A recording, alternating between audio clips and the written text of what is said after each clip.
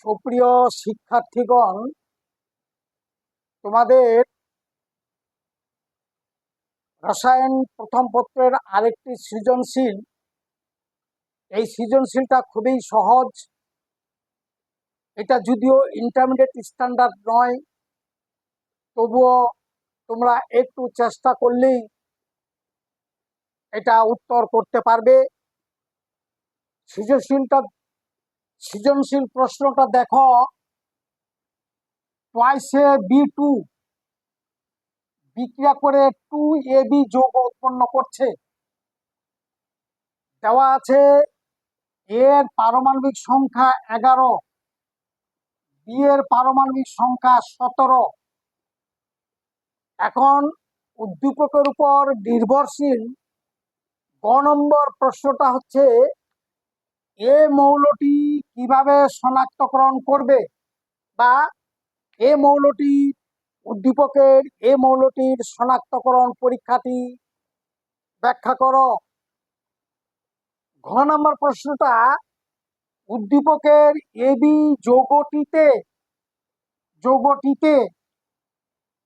কি ধরনের বন্ধন আছে, অর্থাৎ এবি যৌগটা কি, এর মধ্যে কি বন্ধনে আবদ্ধ আছে সেটা ব্যাখ্যা করতে হবে।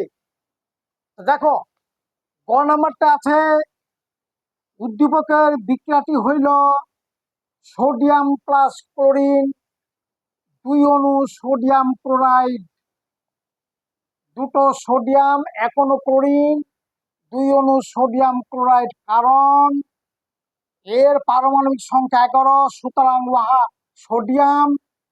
বি এর পারমাণবিক সংখ্যা 17, সুতরাং ওয়াহা ক্লোরিন।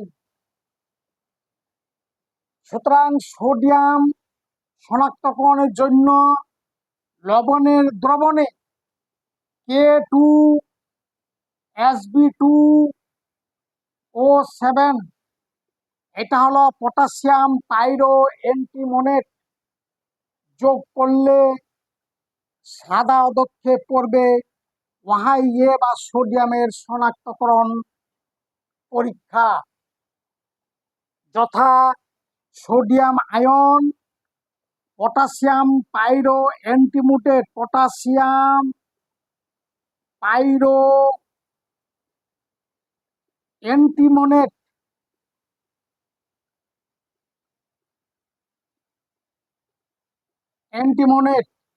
এখানে হয়ে যাবে সোডিয়াম পাইরো অ্যান্টিমোনেটে সাদা পদক্ষেপ, অর্থাৎ সোডিয়াম সুনিশ্চিত।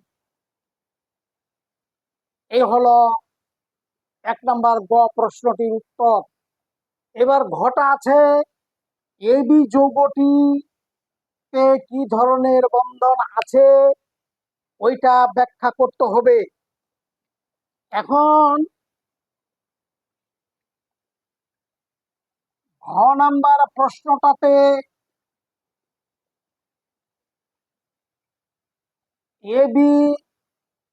এবি যৌগটা হলো,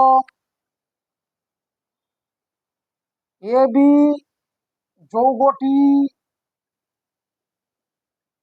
যৌগটি সোডিয়াম ক্লোরাইড, ইহা একটি আয়নিক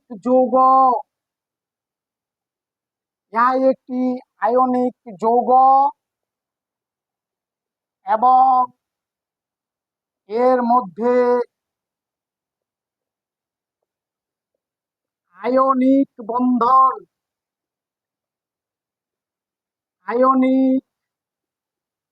বন্ধন বিদ্যমান, যথা সোডিয়াম এর 1s2, 2s2, 2p6, 3s1, এখান থেকে একটা ইলেকট্রন চলে গেলে হবে sodium ion 1s2, 2s2, 2p6, নিয়নের গঠন লাভ করবে। অপরদিকে chlorine 1s2, 2s2, 2p6, 3s2, 3p5। উক্ত ইলেকট্রনটি গ্রহণ করে chloride 1s2, 2s2, 2p6, 3s2, 3p6 আর্গনের গঠন লাভ করবে। অতএব sodium ion plus chloride ion হবে সোডিয়াম ক্লোরাইড। এটা আয়নিক যৌগ এবং বন্ধনটি হলো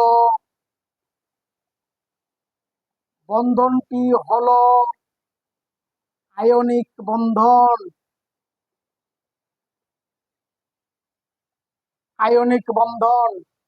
এই গেল ঘ নাম্বার প্রশ্নটির উত্তর।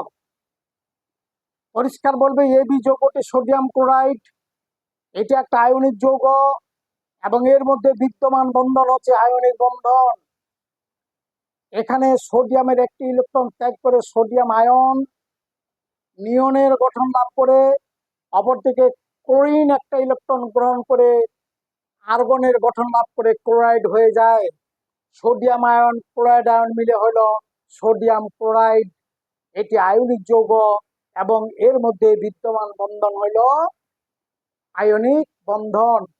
এই খুব সিম্পল একটা প্রশ্ন। এটা বিশেষ করে যারা ইন্টারমিডিয়েটে পরীক্ষা দিচ্ছ, প্রথম বর্ষ থেকে পরীক্ষা দিচ্ছ, তাদের জন্য খুব সহজভাবে এই প্রশ্নটি আসার সম্ভাবনা আছে। তোমাদের সকলকেই ধন্যবাদ।